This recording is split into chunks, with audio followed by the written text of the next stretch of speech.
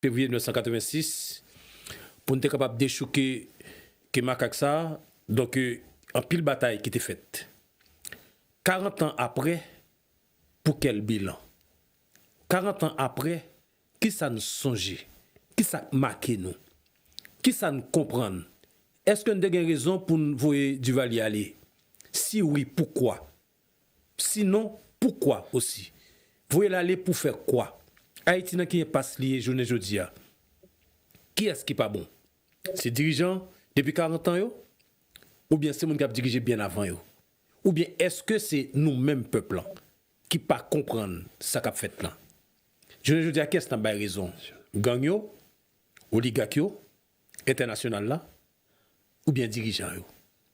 Bon paquet de questions nous capable poser pour nous commencer l'émission ça jeudi pour monde qui gagne journée jeudi peut-être 60 ans, 65 ans et plus parce que 40 ans tout le monde qui gagne 20 ans même 15 ans yo songé Jean-Claude Duvalier yo songé 7 février 86 nous tombons le 7 février maintenant 2026 c'est dans ce sens ça qui dit émission screenshot de jeudi lancer une invitation à 3 personnalités. Nous gagnons Jude Hazard, qui c'est un théologien, qui dans le domaine de l'éducation, qui c'est même responsable de communication d'un parti politique ou bien un mouvement politique qui est le MDLH, qui est aux États-Unis. En même temps, nous gagnons Huguette Massenet, qui est avec nous, qui c'est juriste, mais en attendant, lui-même, il représente monde tout. Il ne va pas y de monde, c'est un mouvement pour la Constitution nationale.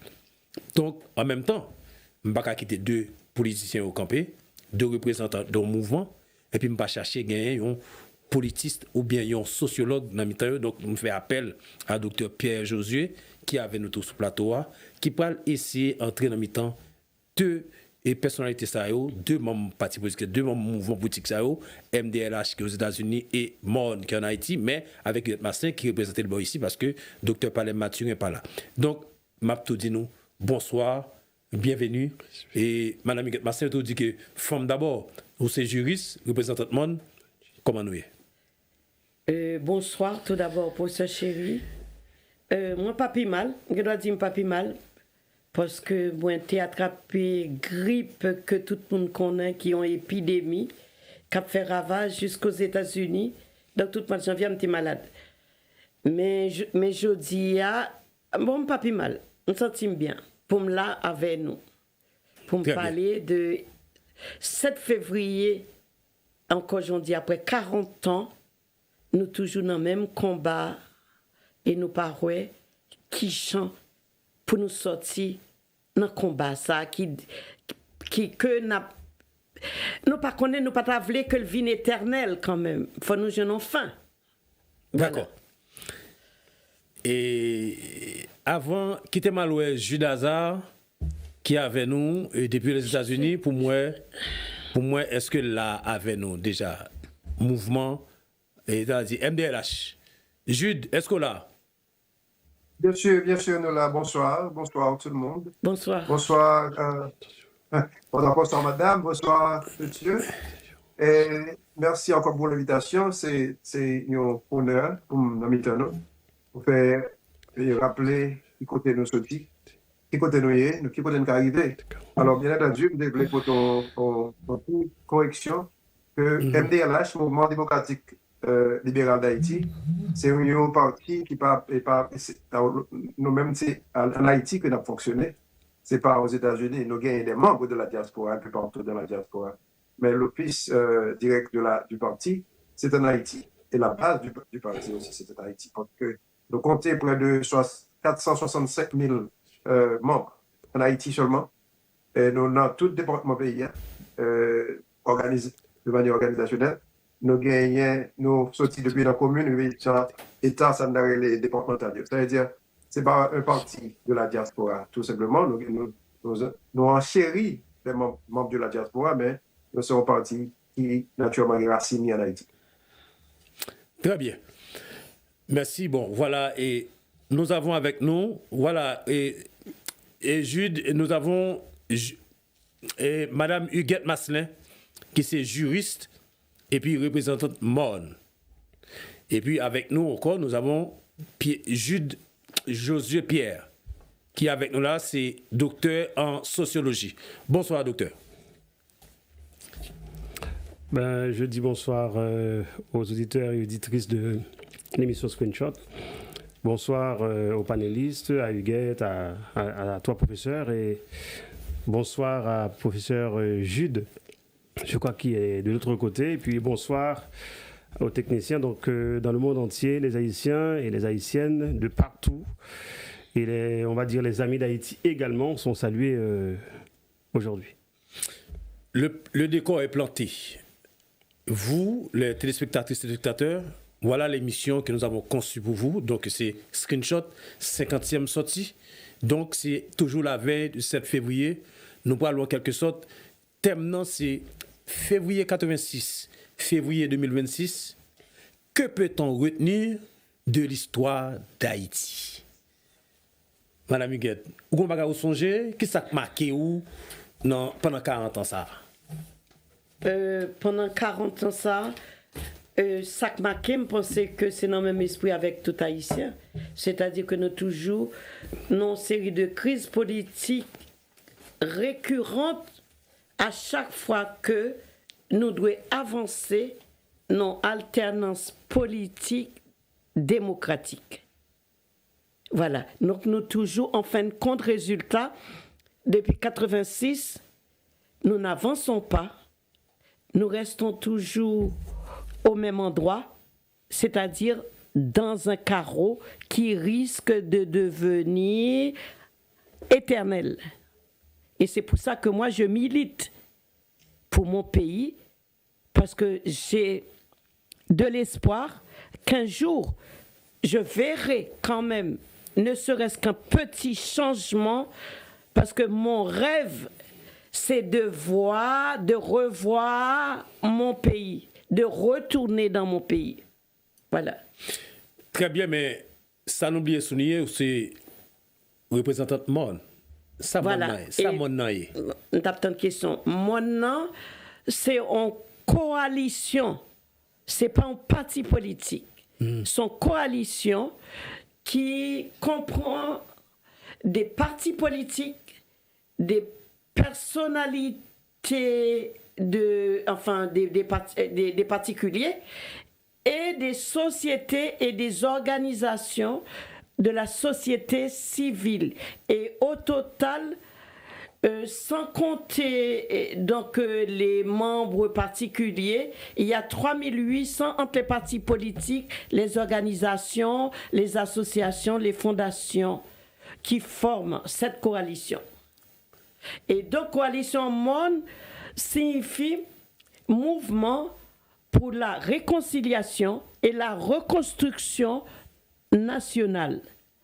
Donc, c'est un grand effort qu'a fait dans toute coalition. C'est ça que nous devons saluer. C'est eux qui ont lutté là, depuis, par exemple, moi, j'ai lutté depuis l'année dernière pour un changement en Haïti, pour le départ de ce CPT. Et donc qui n'a rien réalisé, qui s'est révélé être complètement incompétent, moi je dirais même nul.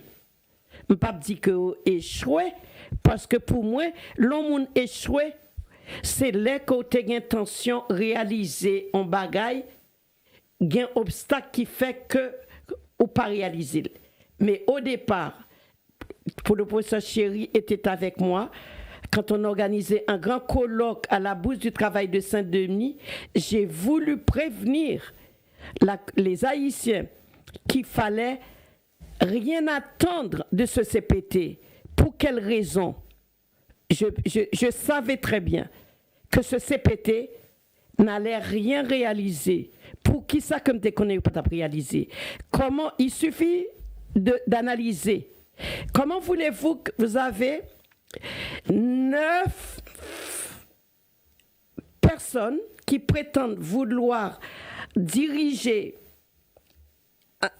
la présidence d'Haïti de manière collégiale, alors qu'auparavant, ils ne se sont jamais entendus sur quoi que ce soit. Et puis tout d'un coup, ils ont voulu démontrer qu'ils peuvent s'entendre. Et c'est eux-mêmes, le pire, qui ont trouvé comment faire fonctionner cet accord que j'appelle un accord mafieux entre 9 personnes pour mieux dépouiller le peuple haïtien. Au passage, je le dis, et que ils ont présenté accord ça devant les petits pays de la CARICOM. Moi, je l'ai commenté aussi sur les réseaux sociaux. Ces petits pays de la CARICOM qui ne sont pas des États. Pays ça yo pour que jamais consacrer les indépendances. Yo pas gain aucune intention non plus pour yo mobiliser pour gain indépendance yo. Depuis notre indépendance, il aurait été satisfait pour yo toujours sous le joug d'une grande puissance. Majorité dans yo c'est le Royaume-Uni. Et c'est yo même haïtiens yo pas demander pour approuver accord mafieux ça et yo même si pays CARICOM yo nous pas égaré nous connaissons très bien que c'est aval les grandes puissances. Très bien. La et les organisations internationales. Très bien. La voilà. Ça. Merci. Quittez Maloué avec Jude toujours. Jude Hazard, qui est représentant MDLH. Parlez-nous, non. Qui c'est MDLH là? Après Mkamando, qui sont retenus pendant 40 ans pour voir. Parlez-nous de MDLH. Ça va une belle question posée là. Gros ma question. Gros ma question. Oui. Thank you. Merci. Merci pour la question. Écoutez, bien avant que nous allions plus loin, je voulais saluer de manière spéciale notre vice-président, le vice-président du parti, monsieur, en l'occurrence M. Roulert Saint-Pierre, pour appui que il paye avec MDLH dans tout le pays d'Haïti, et surtout parfois même en province, et aussi M. Josué, non, pas M. Josué, Israël, qui est vice-président dans le Nord-Est. Nous voulons saluer M. Tour, c'est M. Passelot, M. Israël Sanslo. Nous voulons saluer Monsao. Et aussi, pour aller plus loin, les 465 000 membres du parti. Nous voulons saluer toutes. Et aussi, mon nouveau MDLH, 405 000 monde. Et objectif nous gagne pour 465 000 monde. Non, nous avons en real time. Pendant 2 ans et demi, nous gagnons 465 000 membres dans tout le pays. Hein.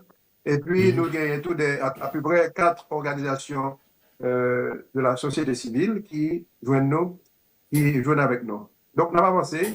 Nous voulons saluer Monsaro. Nous voulons comprendre que nous travaillons tout. Nous respectons le travail. Nous aimons le travail.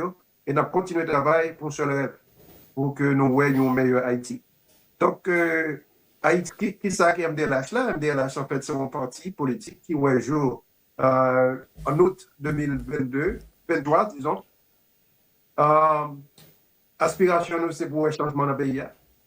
Il est basé sur liberté, justice, solidarité et la bonne gouvernance. Pour nos cas, ouais, en fait, pour nous relever des défis que en pile monde pensait d'Haïti. On a regardé ça qui a passé dans nous, près nous, à l'étranger, on a regardé près de 400 000 Haïtiens qui ça a géré sa douleur, qui a pérosité, qui a fait face avec les jeunes aux États-Unis. Nous ne pas aimer ça comme là, mais nous disons nous tout, que nous sortions au côté, nous avons caille. Nous avons arrangé là, bien que nous voulons pour nous gagner respect. Mais depuis qu'on a arrangé, l'étranger n'a pas de raison pour ne pas respecter. Mais si qu'on pas en ordre, on a toujours des genre de situation. Donc, c'est MDLH, c'est pour changement tout bagage. Vous comprenez? Donc, s'il y a. Maintenant qu'on y a, et qui ça, thème dans la traité journée Jodia, de 86 à 2026, qui ça ou capable de dire, qui ça marqué dans l'histoire pays ça? En fait, bon, plus de changements, plus ça change, plus ça reste la même. Pour moi, la même chose. Nous pas ouais pour grand changement, nous ouais plutôt des des hommes politiques. Nous avons des hommes politiques qui, en fait, entraînent en bataille, qui pas une méthode pour changer rien vrai. Est-ce que nous avons des opportunistes, des parachutistes? Il y a là qui viennent avec bonne intention pour faire changement, mais ils réalisent qu'il n'y a pas de méthode pour faire de changement vrai et qu'ils échouent. Ce qu'on voit, en fait, c'est un échec politique et plus spécialement endémique qui a passé en Haïti. Donc, nous-mêmes, nous autres, nous comprenons que l'espace ou bien la nature a l'horreur du vide. Nous comprenons ça fait ça tout. Ce sont des hommes, des hommes et des femmes compétentes qui retirent dans un pays, sous-payants, ils retirent corps depuis espace là vide, mais naturellement, son effet naturel pour l'occuper. Donc, la classe politique haïtienne est devenue, ça je dis, parce que en pile homme, qui naturellement, les hommes les plus capables, ils ne pas t'intéresser à la politique. Parce que on peut réciter une comprendre avec Duvalier, qui fait qu'en pile monde découvrir, ils comprennent la connotation de la politique. Tout le monde est peur, pareil, ils ne pas apprendre à de monde politique. On dit histoire rapide. Mon grand frère Alexandre Hazard, il était secrétaire général du PDCH avec Sylvio Claude. Donc, la politique, il vient jouer dans la carrière parce que presque chaque week-end, il t'a arrêté, monsieur. Chaque week-end, il a arrêté, c'est pas moi qui a la gueule. C'est les autres pères qui ont la gueule souvent. Et parce que mon père était en fait ami du clergé. Il était bon ami avec Condé, ce carré, les palais national dit la gueule, monsieur. De ce fait, c'est des cas fonctionner toujours. Mais c'est pas de ça, on est capable du monsieur plus bonheur que ça. Vous comprenez? Donc, on peut hésiter avec le monde qui investit dans petit Dieu pour quitter entrer dans la politique. Pareil, ça va changer.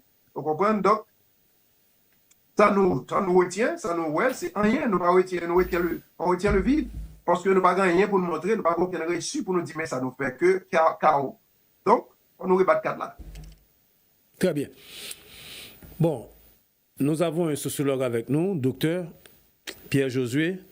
Le thème qu'on est en train de traiter, c'est de 86 à aujourd'hui. Que peut-on retenir de l'histoire d'Haïti? Ou même qui sont retenus? Comment est le comportement? Dis-nous. Bon, en fait, ma première question encore, professeur Chéri, de m'avoir invité à cette émission. Je pense qu'il y a quand même beaucoup d'éléments à considérer. Qu'est-ce qu'on retient, si ce n'est que les résultats observés sur le terrain en Haïti aujourd'hui? Un pays à terre, une société effritée. On voit le déclin, alors on a observé depuis des années quand même, le déclin de la moralité, le déclin de l'entraide qui existait entre les Haïtiens. On a vu quelque part la place que l'école haïtienne aurait pu jouer. Elle ne l'a pas joué, dans la mesure où ce rôle-là, en fait, aurait dû être autre chose, mais on voit quand même qu'aujourd'hui, ça ne sert pas à grand-chose, comme ce fut le cas pour l'époque où nous étions, nous, des enfants. On voit une classe politique totalement livrée à la bassesse la plus innommable, quelque part. Et donc, une société où la peur et la méfiance s'installent comme réflexe naturel entre des individus sociaux. Que peut-on observer depuis 1986, si ce n'est que le déclin de la chose institutionnelle? Alors, je fais un peu de Durkheim qui dit qu'il faut considérer les faits sociaux comme des choses. Or, on a quand même, actuellement en Haïti, des institutions qui auraient dû jouer leur rôle, mais qui n'arrivent pas à jouer ce rôle-là. Par exemple, on aurait dû avoir plutôt une politique qui a vocation, en cas de vacances présidentielles, d'avoir un président issu de la Cour de cassation. Pendant les 5 dernières années, ce n'est pas ce qu'on a eu. Donc on a eu, en fait, le règne plénipotentiaire de l'ingérence étrangère en Haïti et bien sûr de la démagogie politicienne au lieu d'avoir effectivement des acteurs politiques, économiques qui envisagent de construire la société. Donc de 86 à 2006, ceux qui ont que 40 ans, donc ils ont eu le temps de vivre une Haïti assez tourmentée, une Haïti assez bouleversée, une Haïti qui ne s'inscrivait plus dans l'espoir que l'on doit confier à la jeunesse, mais plutôt une Haïti qui malheureusement fait peur et qui a dû pousser ses enfants à l'extérieur du pays. Donc on a commis quand même plusieurs vagues d'émigration vers l'extérieur. On peut prendre l'exemple de 1991 avec le coup d'État contre M. Jean-Bertrand Aristide. Et on a eu une première grande vague de 91 à 94. Après, on va y en avoir d'autres. Il va y avoir encore une vague d'émigration vers entre 2002 et 2007, par là, et lorsque ce mouvement qui s'appelait Grenamunda, comme ils disaient, comme ils l'ont appelé, était en vogue pour déstabiliser le pays, et particulièrement, on a instrumentalisé la classe politique, mais également pas mal d'étudiants qui étaient issus en fait des domaines du savoir où on peut avoir en fait, où on devait en tout cas avoir un esprit critique, et on a vu que on a plutôt profité de cet élan-là plutôt que d'avoir donné, fait de son mieux pour aider le pays à avancer. Donc le déclin à tous les niveaux, les classes sociales, on a vu depuis 86 de plus en plus de pauvres. Alors, les gens qui étaient précaires, dans une condition précaire hier, sont devenus aujourd'hui des gens plus que pauvres. Donc, la pauvreté absolue a pris la place, en fait, du peu d'espoir qu'il restait de voir, en fait, une certaine mobilité sociale s'installer en Haïti. Donc, on a vu, professeur, si on veut faire encore d'autres éléments de la sociographie haïtienne, la disparition, mais vraiment intégralement, de la classe moyenne. Il n'y a plus de classe moyenne en Haïti. Ça n'existe pas. D'ailleurs, on aime à faire comprendre que la classe moyenne haïtienne est dans la diaspora. Vous voyez ? Donc, d'ailleurs, samedi dernier, avec Huguette, dans la causerie qu'elle avait organisée, j'avais rappelé cette idée-là. D'accord ? Donc, pour dire que cette disparition de la classe moyenne haïtienne, c'est la conséquence, d'accord, de l'absence de volonté de construire la société et son économie. Donc, à partir de ce moment-là, on ne peut que s'imaginer que cette société n'a vu que des malheurs. Il n'y a pas eu, pendant 40 ans, une politique stable. Donc, la stabilité a été le quotidien de tous les Haïtiens. Il faut bien qu'on se le rappelle aussi. Et à partir de ce moment-là, qu'est-ce qui se passe ? Eh bien, puisqu'on n'a pas construit, il n'y a pas eu d'entente, d'accord entre nous, alors on a fini par avoir un pays totalement à terre, mis à genoux par l'extérieur et par l'intérieur, puisque les acteurs qui nous ont enfoncés dans la boue, ce sont des acteurs d'origine étrangère, qui sont étrangers aussi, mais également des acteurs d'origine haïtienne, qui sont des Haïtiens, qui se sont mis ensemble pour détruire tout ce qu'il restait en fait de l'identité haïtienne, voire même des saliniennes. Merci. Donc, nous comprenons comment ce sociologue-là campé, ou bien fait nous connaître tout ça lui-même retenu de 40 ans d'histoire d'Haïti. Madame Huguette Masselin, vous êtes représentante monde dans l'émission ça à Soya. Et comment comprendre ça, docteur, ce décrire-là, au David? Ça, docteur, ce décrire, quelque chose que je pourrais ajouter, avant de comprendre donc tout ce que le peuple haïtien est en train de subir depuis 1986, je crois pour mieux comprendre, il faudrait remonter à l'ère de l'époque dictatoriale des deux Duvalier, dont nous payons aussi les conséquences depuis 1986. Ce sont les conséquences des 29 ans du règne dictatorial des deux Duvalier. Parce que le docteur Josué a dit quelque chose, je suis désolée, par exemple, le début de la migration du peuple haïtien vers l'étranger a commencé au moment de Papa Doc même. Au contraire, Papa Doc avait mis tout un système en place pour encourager les Haïtiens, qui plus est, les premiers Haïtiens qui ont fui Haïti, ce sont les cerveaux dont ils se méfiaient, parce que c'était sa stratégie, c'était de collaborer avec des gens dont ils pensaient qu'ils ne comprenaient rien. Par exemple, l'histoire du 22 mai, à chercher tout paysan, entrer dans Port-au-Prince, peuple-là, les muselés. Et le père, Papa Doc, a muselé le peuple haïtien. On ne pouvait rien dire. Et tous les intellectuels ont fui le pays. Il les encourageait. Les mêmes, comment on dit ça, c'est les payés en avion, ils font accord avec le Congo et le Canada pour envoyer les Haïtiens, pour que ces intellectuels-là fuient le pays.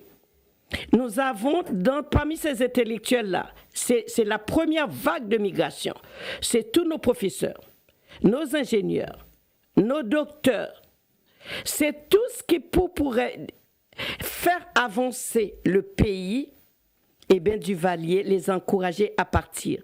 Et c'est à partir de cette vague migratoire, jusqu'à nos jours, qu'on va voir que même paysans, pas bail, payent aucune valeur, ils peuvent travailler la terre encore. Le paysan est arrivé à mettre en vente la terre que ses ancêtres avaient l'habitude de cultiver. Quand je prends les paysans de la Tibonite, notre riz national était tellement productif pour le pays qu'ils envoyaient leurs enfants à l'école à la Sorbonne, ici en France. Et c'est ça qui a été détruit. Lorsque un pays, tous les intellectuels qui pourraient continuer, il a parlé de l'éducation de l'école. C'est pour ça qu'on assiste à une dégradation du système éducatif en Haïti. Parce que tous ces professeurs sont partis. Par exemple, le Canada, qu'est-ce qu'on voit? Plus qu'en France même. Il y a plus d'intellectuels au Canada qu'en France. Intellectuels haïtiens? Oui, d'intellectuels haïtiens. Il y en a plus au Canada qu'en France. Parce que Duvalier les avait encouragés dès le départ. Donc, il y a un manque dans tout pour aboutir de nos jours à ce qu'on assiste. À l'effondrement d'Haïti, c'est complet. Je crois que c'est un ensemble qu'il faut s'asseoir et chercher à comprendre. C'était le but du petit événement que j'ai organisé samedi dernier. Il est temps qu'on puisse s'asseoir ensemble avec les membres de la diaspora aux États-Unis, les membres de la diaspora au Canada, un peu partout en Amérique latine, et avec nous en France, et avec les Haïtiens en Haïti, qui combattent sur le terrain, comme MDL, MON, qui réalisent un travail assez considérable. En fin de compte, ce que j'ai dit samedi dernier, quand on comprend bien, si on s'écoute, il n'y a pas beaucoup de divergence. Il y a plus de convergence entre nous pour qu'on puisse se rassembler et faire entendre notre voix à l'unisson pour qu'on puisse avancer. Et c'est ça qui nous manque. Et le peuple haïtien se retrouve complètement désemparé, ne sait plus quoi faire, ne sait plus quoi penser. On est tellement divisé. Très bien. Et je vais aller vers Dr. Jude, qui est représentant de communication d'ADO, responsable de communication MDLH. Jude, on était dans le pays, je crois, dans la période 86, je ne sais pas qui a quitté le pays, mais quand même, l'époque du Duvalier a parlé là, puis nous tombons dans 7 février 86. Est-ce que vous songez gouvernement CNGA, ou songez comment ça passé? Dans la période ça, on a dit entre 86 et 90, ça m'a qui la donne. Soutenir dans le pays. Ça, c'est une question. Ça, c'est une belle question. Écoutez, on parle maintenant de traumatisé. Oui. Ton génération traumatisée. Dans la génération, pas maintenant, c'est quand on nous d'ailleurs. J'avais peut-être, quand Duvalier a quitté le pays, j'avais 11 ans. 11 ans. 86, j'avais 11 ans. Écoutez, maintenant de Duvalier, encore une fois, ce que j'ai dit. Mes amis, excusez-moi, je ne vais pas faire émission en français, non? Nous, quand parler français, pas un problème. Mais je suis créole et français. Je ne parle pas anglais, seulement pas espagnol.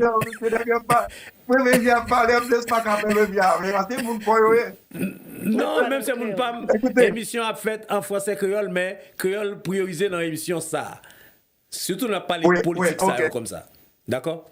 Bien sûr, parce que nous gagnons, nous gagnons missing link, c'est nous, ça sont l'autre dimension liée. Le missing link, moi-même, je l'ai dit, parce que dans la mesure où tout le monde qui passe à l'école à Haïti, c'est près de l'institution chrétienne. Alors, nous avons à discuter dessus quand il s'agit de notre manière d'éduquer. Donc, parce que nous éduquer, il y a une discussion là-dedans. Donc, même pas tant de non.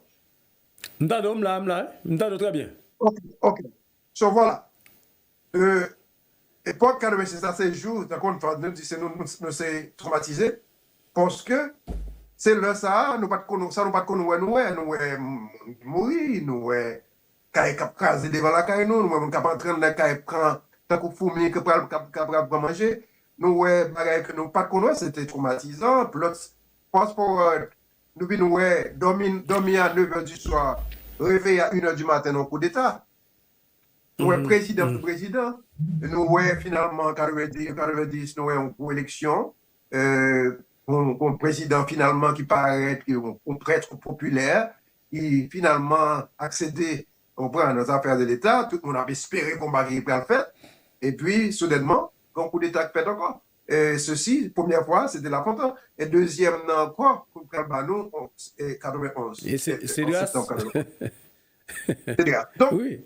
Ça, nous instabilité. Nous instabilité, nous même mise sur le pouvoir, nous monde qui kembe peuple haïtien à genoux, nous monde qui paraît sous belle figure, qui paraît dans un mouton, mais je sais pas dans le mouton. Nous en pile bagaille. Et ça tout va nous faire nous comprendre que le peuple haïtien tout lui-même nous nous un sens de résilience que le peuple haïtien gagne. C'est ça que va nous force nous-mêmes. Faire nous comprendre que gon bagay qui a fait. Donc nous en pile, nous était quoi tout que gagner un monde qui tombait, pas tomber seulement physiquement, mais gagner un monde qui tombait moralement, qui décidait à qu'on dit au commencement, au sommet au sommet de conversation ça, nous dit que gagner un monde l'espace alors du vide, pas seulement l'espace mais la nature. Donc maintenant depuis que parce qu'il vide, a gagné, la préoccupé, frère, moi. La préoccupé. Donc, dans ce sens, ça, je pense que les classes politiques n'ont pas différentes. Donc, quand ils rentrent dans le ligne, c'est pas seulement, et pas politicien, oui, mais quand il se passe vide, donc ils rentrent là-dedans. Donc, il y a qui est-ce qui bénéficie, qui est-ce qui perd. C'est le peuple haïtien. Donc, nous comprenons tout que il y a un citoyen honnête, il y a un citoyen honnête, il y a un citoyen qui est éduqué, qui maintenant, décider que on va entrer dans la bataille là, il plaît ou on bagaille différent, on dit pas qu'arrêter comme ça. Et une autre c'est Moïse Dioché, docteur Moïse Dioché, un beau docteur en mathématiques, qui lui-même qui c'est président MDLH, nous était quoi que qui a un mandat, qui gagne s'il joue un mandat, nous pensons que c'est possible. Et nous était quoi que il y a un changement qui a fait avec dans ligne que nous avons avancé dans j'en ai parlé. Donc encore une fois, ça nous c'est trop un peu trop, nous le vide du côté de la classe politique. Et nous, résilience du côté du peuple haïtien. D'accord.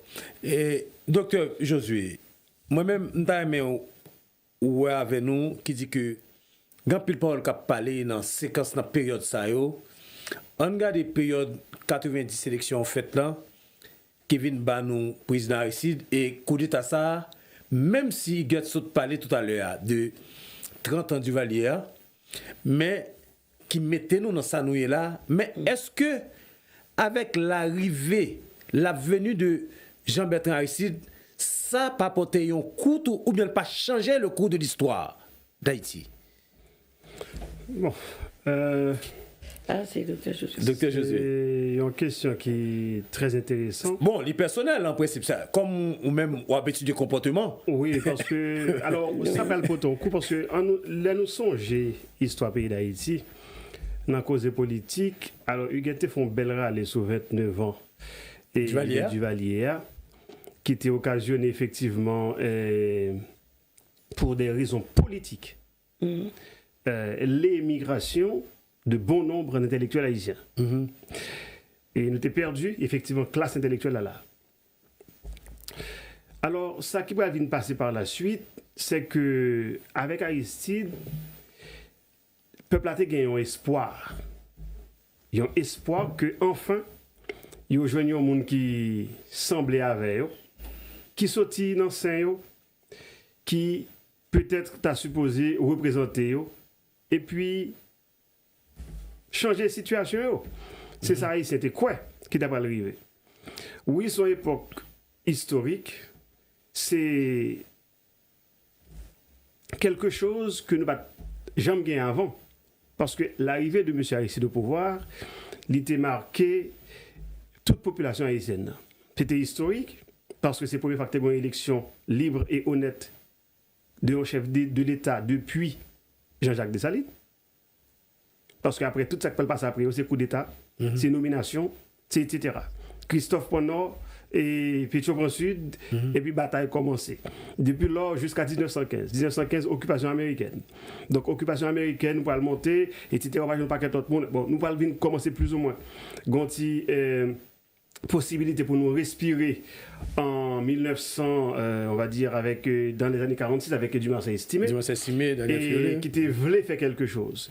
Mais Ougon, l'autre, excusez l'expression, mais sans conscience, qui était les pour les jeunes gloire, qui lui-même pour montrer le chef. Et c'est ça qui vient le problème. C'est que, il y a le camp sont faits. Alors, quand on fait, comme il faut montrer son équipe dure. Donc, même le l'autre a été venu pour te sauver le pays, mais il a détruit lui-même. Parce que faut qu'il montre que le chef. Et c'est mentalité ça, qui va continuer jusqu'à présent, jusqu'à 2026. Et nous pas qu'à entendre nous sous rien dans la société haïtienne. Nous pas venir joindre un monsieur Aristide qui vient dans le pouvoir, qui va venir accoucher plus tard nous, un certain Préval, plus Michel Martelly. Donc, c'est échec politique ça, qui va venir faire que Michel Martelly, qui n'est même pas de présidentiable du tout, vient penser que l'ICA président, depuis qu'il était à jouer musique, il était qu'on dit qu'il était président compas. Il n'a pas jamais dit qu'il était président de la République.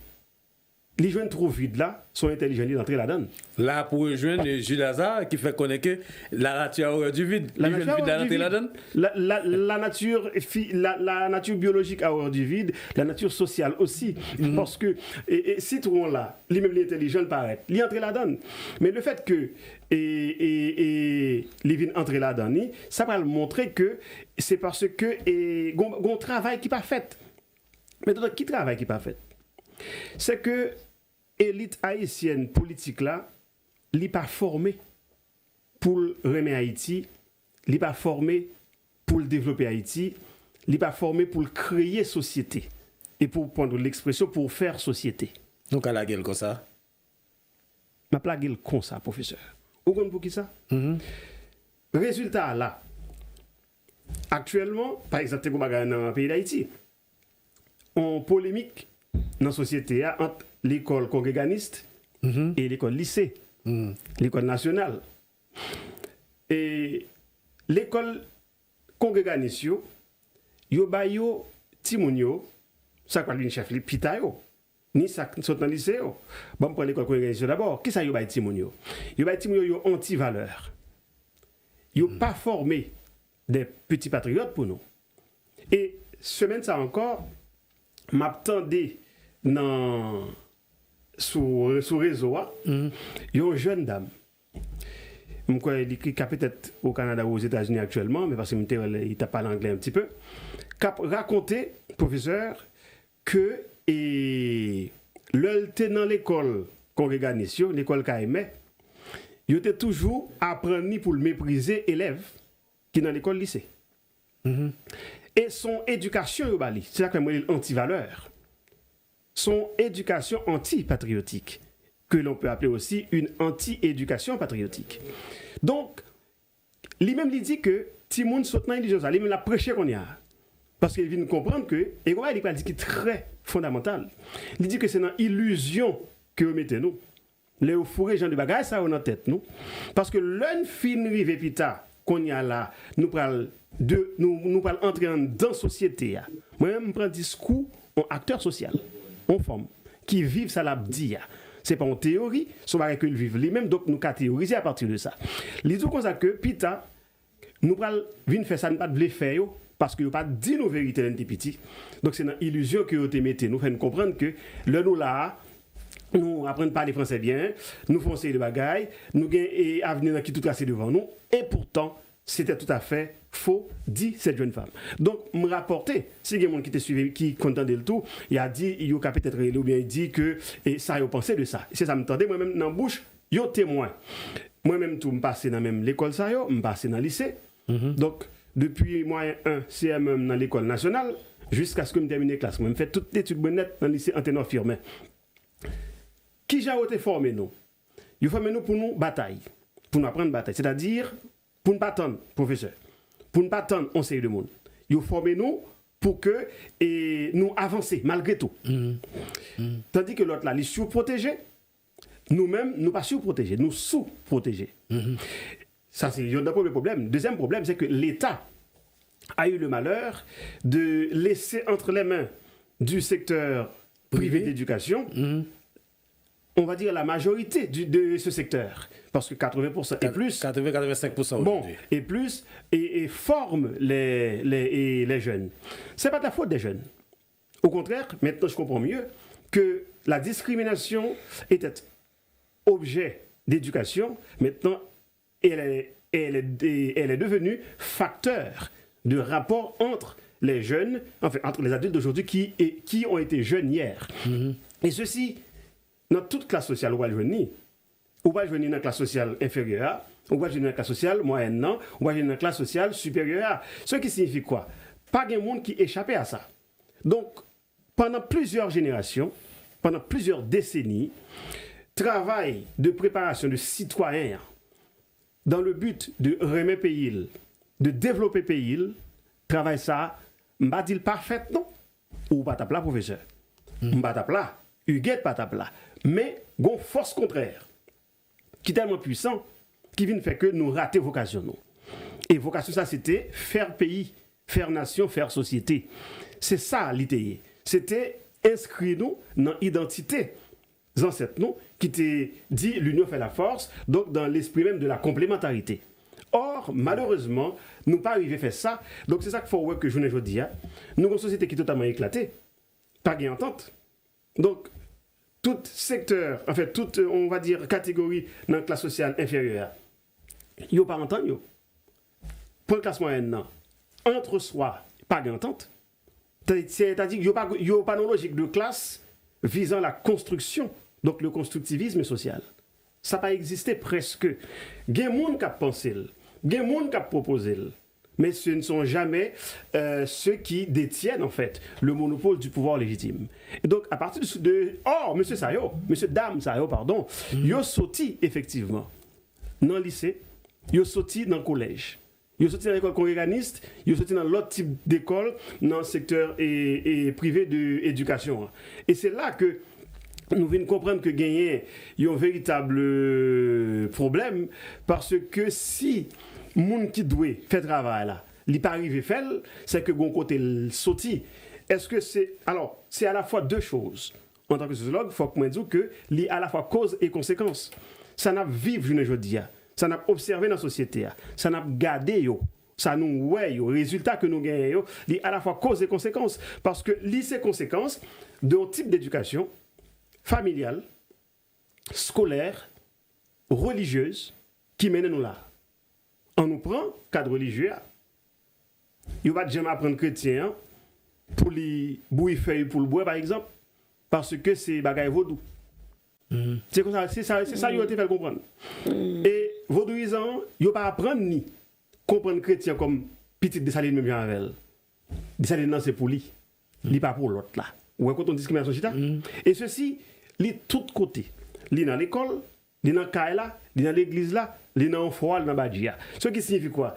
Nous a consommé, n'a construit bagay ça longtemps et n'a consommé pendant des années et c'est ça que je dis à Konya, il est très difficile pour nous, OK, pour nous et trouver la marque. Mais si nous c'est des acteurs sociaux.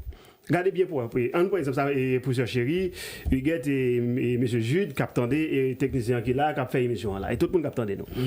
Et l'organe dans la société haïtienne, est-ce que, ou pas, ouais, une équipe acteur social qui montait dans la politique depuis 1986 sans qualification?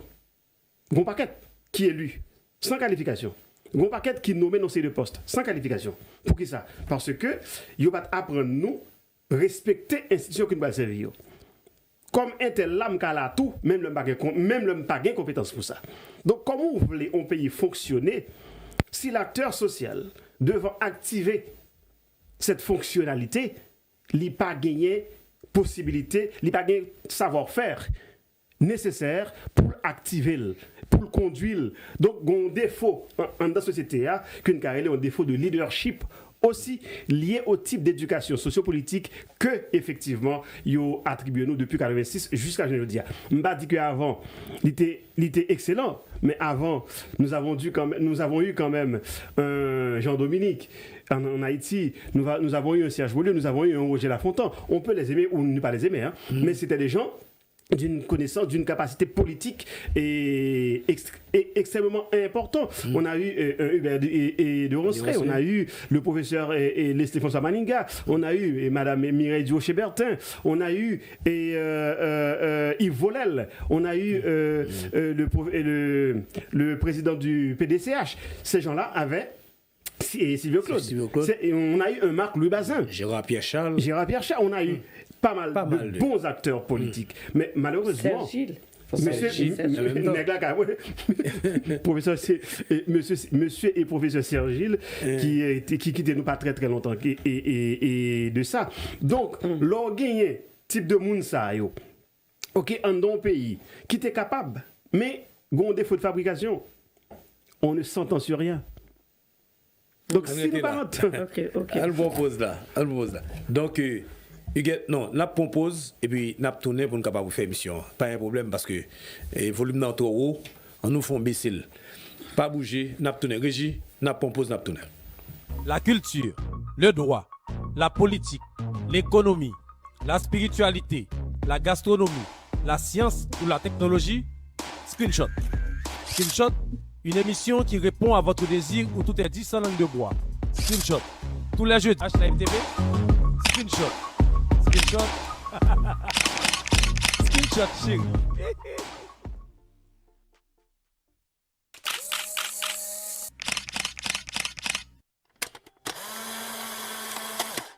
Vous qui aimez l'histoire, l'art, la littérature, la culture, le droit, la politique, l'économie, la spiritualité, la gastronomie, la science ou la technologie, Screenshot. Screenshot, une émission qui répond à votre désir où tout est dit sans langue de bois. Screenshot. Tous les jeudis, HLive TV. Screenshot. Screenshot. Screenshot, chérie. Voilà, mesdames, messieurs, nous sommes de retour pour la suite de l'émission Screenshot, 50e sortie. Avec nous aujourd'hui, nous gagnons Madame Huguette Masselin qui représentait Mon, aujourd'hui à l'émission, et puis nous gagnons Jude Hazard depuis les États-Unis qui représentait MDLH. Mais MDLH, c'est un mouvement qui existait en Haïti. Mais cette petite précision pour nous, cap dirigé par M. Durocher. Donc, mais nous avons aussi le docteur Pierre Josué, sociologue, qui campait dans le mi-temps de mouvement Sayola, me dit MON et MDLH. Donc, c'est le même cap étudier le comportement de monde. Bon, monsieur, thème non, on a traité aujourd'hui, je ne vais pas oublier, pour ne pas toujours, ça me dit faire répétition ça, qui dit que c'est février 86, février 2026, ça fait 40 ans. Que peut-on retenir de l'histoire d'Haïti? Je t'ai posé juste une question tout à l'heure, je me disais que ça, entre 86 à 91, que ça t'est plus marqué. Et en même temps, il fait qu'on a marqué là, mais je ne peux pas la Huguette sur. Je voulais pour une période, je dit que même après 91 ans, 91 pour arriver dans 96 pour une préval là, et même plus là, je prends période 91 ans, arrivé à 2004 là. Qu'est-ce que ça m'a là-dedans? Je ne sais pas non, il y a un peu de bagaille. Mais dans la période ça, sous son Jean Bagaille qu'on détestait, qui ça le dit? Parce que nous, en 2004 là, nous, à 91 ans, c'est coup d'État ici de là, et puis embargo sous paysan, et puis vini encore, et retour là ici, et puis préval vini, etc. Ça me t'a dit que c'est que tout ça que on comprend que qu'a retenu, que ce soit à partir de 1990, 1986, c'est toujours le même problème dans le carreau, par l'instabilité. Des 30 ans de pouvoir dictature là. Voilà, et même bien avant, je l'ai bien dit tout à l'heure, je pense que pour mieux comprendre tout ce qu'on a enduré de 1986 à nos jours, même si qu'on voulait prendre dans mi-temps, en 1990, non, pas de problème, je crois qu'il faut remonter. Et même tant que Dr Josué, moi-même tout m'était déjà monté le bureau. Bon, et que moi, ça me retenu, c'est que l'instabilité politique. Ça que peuple haïtien peut-être pas comprendre, je ne pas dire que moi, je ne comprends ni mieux. Je vais essayer de déblayer le terrain. C'est que, sincèrement, moi, je parler sincèrement. J'essaye d'être sincère. Mais en tout point de vue. Moi, j'étais déjà à l'étranger. J'étais déjà en France en 1990. J'étais très jeune. OK. Bon. Je n'étais pas pour le président Aristide. Mais. Ah, nous continuez. Ah bon. Tout ce que moi, j'ai appris, c'est que je pense que jusqu'à nos jours, tout ce qu'il faut retenir, c'est qu'il faut que les Haïtiens comprennent ça. C'est que toute forme de coup d'État, quel que soit le motif, toute tentative d'assassinat, tout assassinat, tout cela ne peuvent que continuer à nous enfoncer dans l'abîme. On ne peut pas avancer. Même si que, tout autant que par exemple, ou bien dit tout à l'heure, c'était depuis Belle Lurette, depuis estimé par exemple que c'était le premier président élu démocratiquement qu'on a eu en Haïti. Même pas Duvalier-Père n'a pas été élu démocratiquement. Donc, il faut que les Haïtiens comprennent, quand il y a un président qui a été élu, que je sois pour lui ou pas, il faut apprendre à respecter les règles, la Constitution. Nous voulons faire un retour à la démocratie, ou plus ou moins apprendre ce que c'est la démocratie pour appliquer la démocratie, mais on doit commencer par respecter les règles. Parce que quand on ne respecte pas les règles, c'est tout qui se dérègle, comme on assiste depuis des années en Haïti. C'est ce qui nous emmène à des crises récurrentes. Nous ne respectons rien. Comme on a vu là dernièrement, même avec le CPT. Là maintenant, ça a été un combat. C'est eux-mêmes encore qui ont rampé depuis les petits pays de la CARICOM pour demander leur aval pour faire un CPT à 9 têtes. Et maintenant, ils s'arrangeaient pour ne pas partir. Parce que les Haïtiens ne respectent rien. Le docteur Josué a dit tout à l'heure quelque chose, je suis désolée, donc je ne suis pas tout à fait d'accord avec lui. La classe politique est à Port-au-Prince, mais le peuple haïtien n'est pas composé simplement des Port-au-Prinциens. Quant aux écoles congrégationnistes, les écoles privées, les lycées, on assiste à cette discrimination, mais c'est surtout au niveau de la capitale, de la région de la capitale. Mais en province, nous sommes du même département, il n'y a pas ce clivage.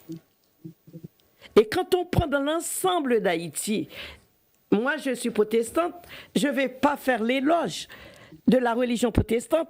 La religion protestante a contribué beaucoup pour augmenter le nombre de personnes alphabétisées dans notre pays. Actuellement, là qu'on est en train de parler, 60% des écoles dans tout le pays sont des écoles protestantes. Et c'est important. C'est pour ça qu'on voit diminuer le nombre de personnes analphabètes dans le pays. C'est une avancée. Cette discrimination entre les écoles congrégationnistes, les lycées, les écoles, les collèges privés, c'est surtout à partir même des écoles congrégationnistes. Pourquoi? Parce que c'était beaucoup plus cher. C'était très sélectif. Mais c'est au niveau de la capitale. Nous n'avons pas ça dans les villes de province. Je ne sais pas pour le Cap haïtien. Moi, je suis de Hinche. Et j'ai fait mes études primaires à Hinche et je suis retournée. Je suppose que c'est partout. Il y avait un lycée, par exemple à Hinche, il y avait des écoles aussi congrégationnistes. Mais deux. Une école congrégationniste pour les garçons et une autre pour les filles. C'est tout. Toujours comme ça. Il n'y avait pas tellement de clivage au niveau. Et je crois même que, pour aller beaucoup plus loin, le clivage qu'il y a eu au sein de la société haïtienne, qui cause encore des problèmes, entre les oligarques qui sont d'origine, soit des mulâtres, soit des haïtiano-arabes, il y a des arabes dans toutes les villes de province. Il y a des mulâtres aussi dans les villes de province. La discrimination qu'on voit à Port-au-Prince, je crois que ça existait dans une seule ville en Haïti, c'est à Jérémie. Oui, avec le phénomène, comment il était tué toute famille, monsieur, à l'époque. Et c'est pour ça que Duvalier a tenté, je peux dire même que Duvalier a commis un génocide. Ouais. D'après le droit international, ce fut un génocide. Ouais. Pour les Nations Unies, qu'est-ce qui explique un génocide? Lorsqu'on tente d'exterminer une partie de sa population par rapport à son appartenance ethnique ou l'aspect physique qui est différent. Or, c'est le cas des mulâtres. À Jérémie, quand Duvalier a tenté d'exterminer les mulâtres de Jérémie pour les éliminer jusqu'au dernier né. Il y a eu... Moi, je crois que nos problèmes sont tellement complexes, une seule émission ne pourra pas tout expliquer. Je comprends. C'est complexe. Et que l'éducation, malgré tout, dans toute chose, il y a toujours des côtés négatifs et des côtés positifs. Quand on voit, c'est vrai, la population haïtienne aujourd'hui, je vois des jeunes qui arrivent, il y a des jeunes quand même qui sont très formés. Même en Haïti, par exemple, moi en tant que juriste, moi je lis très souvent des conclusions de certains juristes en Haïti, de certains avocats en Haïti. Même dans la classe politique, il y a des personnes compétentes. Mais je commence par me demander plutôt, je parle pour moi-même, est-ce que ce n'est pas la mauvaise foi qui a pris le pas sur le côté patriotique? On voit que chaque Haïtien, moi maintenant je les appelle des prédateurs, chaque Haïtien qui veut arriver au pouvoir ne pense qu'à son propre intérêt personnel et non l'intérêt commun. Et moi, c'est pour cela que j'ai adhéré à MON, parce que le docteur Jean-Palais Mathurin, quand j'ai analysé toutes les coalitions, tous les partis politiques, c'est le seul qui a un programme et qui a un projet de société. C'est ce projet de société peut essayer de sortir le peuple haïtien du caniveau dans lequel on l'a enfoncé aujourd'hui. Si on parvient à s'unir, qu'il arrive président demain ou pas, à mettre ce projet de société en œuvre en Haïti, je peux dire à tout le monde qui est en train de suivre cette émission, je ne peux pas dire que ça va nous enrichir et Haïti va devenir riche tout d'un coup. Mais je pense que le peuple haïtien pourra vivre nettement mieux qu'aujourd'hui, parce que le peuple haïtien est dans une misère exécrable. Je crois même que ce n'est plus le temps de nous diviser. Ce n'est plus le temps d'entrer dans cette guerre. Ce n'est plus le temps de ramper par rapport devant la communauté internationale. Je crois que c'est le moment pour nous, pour tous les Haïtiens, de se mettre debout pour essayer de sauver notre patrie. Comme j'aime à le dire, nous n'avons pas le droit d'abandonner cette patrie. Quel que soit le clivage qu'on a entre nous, même si moi je suis pour MON et que notre ami des États-Unis est pour MDLH, moi mon appel maintenant, on doit s'asseoir. Il est temps pour nous de s'asseoir ensemble pour voir quels sont nos points convergents et essayer de mettre nos points divergents derrière notre dos. On doit s'asseoir. Et après, on verra. On peut se bagarrer après. Mais pour l'instant, l'heure est grave. L'heure est grave pour nous. Il faut qu'on comprenne. Là, moi, depuis 2 nuits, je n'ai pas dormi. Nous avons des navires de guerre face à Port-au-Prince. Ok, bon, on reviendra là-dessus. Partie internationale, certes, avec Jude. Donc, ou est influé, mais c'est pas grave. Après, on a tourné. Ok, d'accord. Équilibré tant de paroles. Donc, Jude, responsable communication MDLH, pour passer de ça. MDLH, mais est-ce que je peux juste ajouter par rapport à mon ami qui est à côté de moi, je crois, comme je l'ai dit dès le début, je crois que pour qu'on puisse avancer aussi, il nous faut tout un collège de sociologues, de juristes, de psychologues, de psychiatres, pour comprendre les traumatismes que le peuple haïtien subit. Le peuple haïtien subit un traumatisme depuis le temps de l'esclavage. Il ne faut pas oublier que nous avons subi près de 3 siècles d'esclavage en prenant en compte la période espagnole, pas les 2 siècles avec les Français. Et depuis notre indépendance, ce traumatisme ne fait que continuer dans la population haïtienne. Et que, par exemple, la division, quand on prend... Pourquoi nous, les Haïtiens, nous n'arrivons pas à s'unir? Ça remonte depuis notre révolution. Celui qui nous a donné notre indépendance, le père de la patrie, il n'est pas resté au pouvoir 2 ans. Avant ces 2 ans, il a été assassiné. Mais il faut chercher pourquoi. Est-ce que, par exemple, je ne sais pas qui a parlé là de nation. Je ne sais plus si c'est M. Jude ou c'est mon ami Josué. Pour moi, nous avons se former une nation, mais jamais un peuple. Et les causes pour lesquelles nous n'avons pas pu former un peuple, il faut remonter au temps de l'esclavage.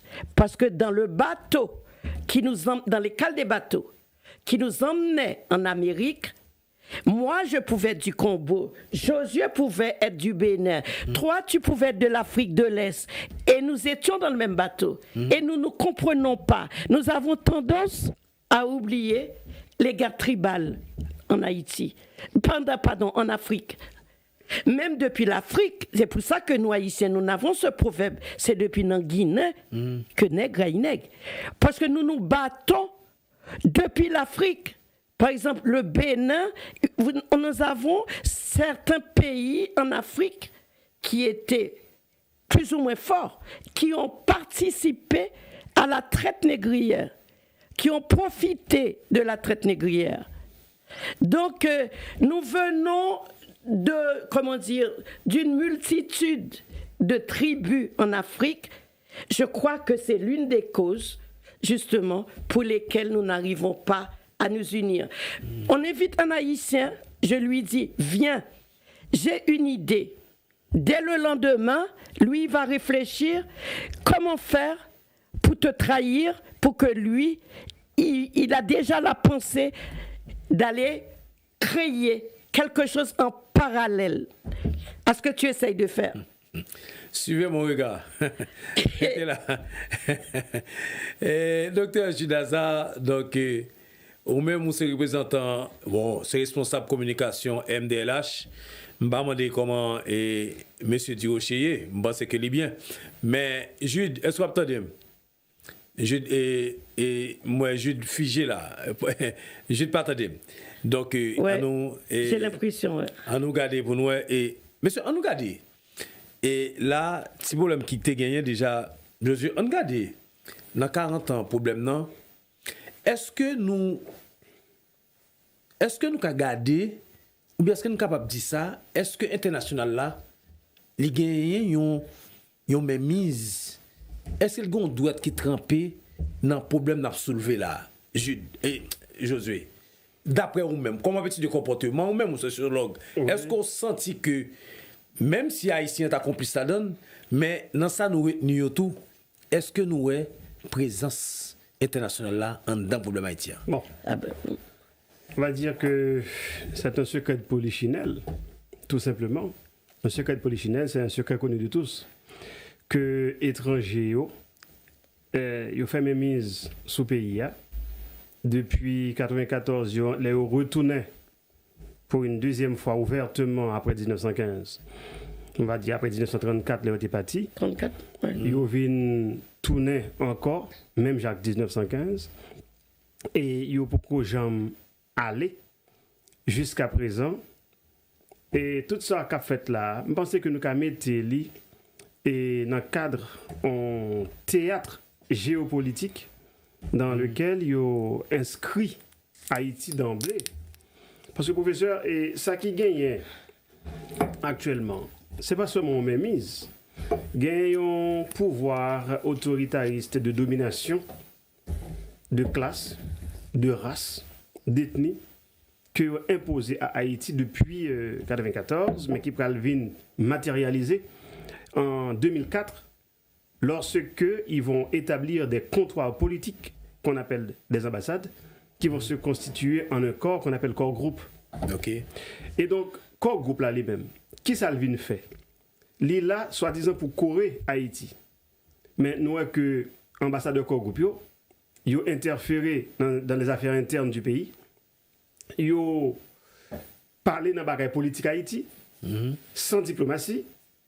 Ils ont, d'ailleurs, politiciens pour le consulter tout le temps pour décision.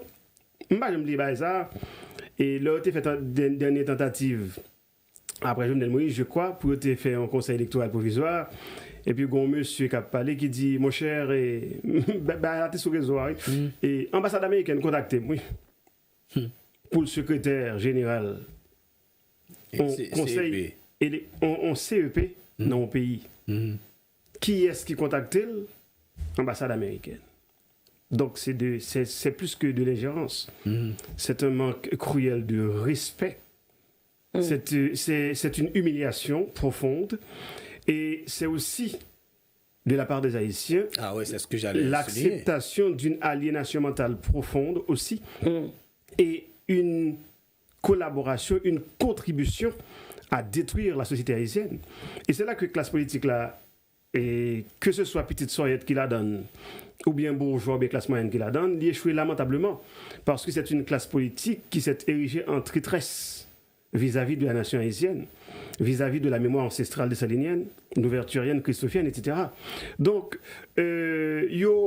c'est pas ingérence seulement qu'a fait, il y a aussi une collaboration, parce que si mon n'a pas avant nous, mon ne pas acheter au professeur. Exact. Donc, nous pas camper bataille encore.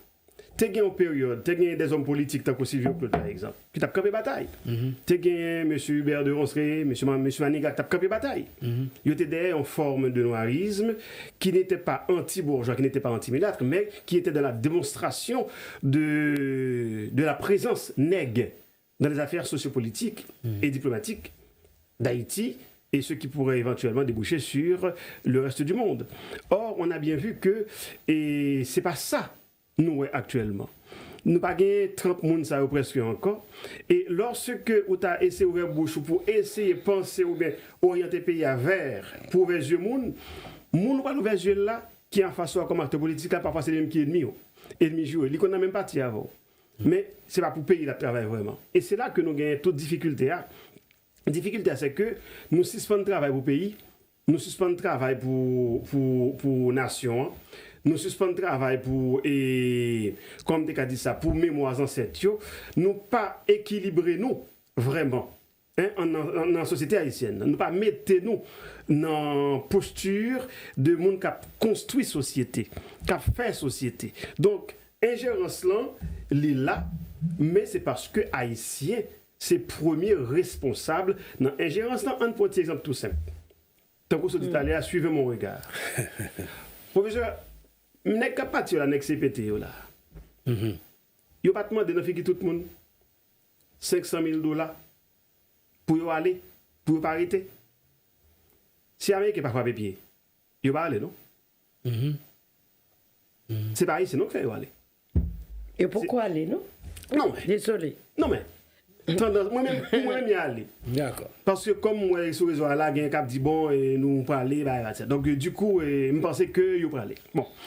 On imaginait que aller, Huguette, parce que moi, je la foi non, bonne volonté, mais c'est ça, vous pouvez aller. Ah non, même pas quoi. Et donc. Du tout. C'est là où aller ou quoi?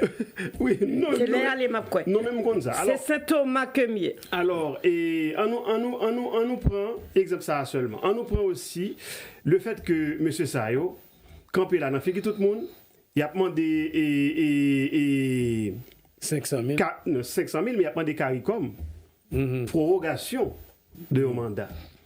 Tout à l'heure, il y a tout et facteur ça, on a parlé de ça tout au début. Et M.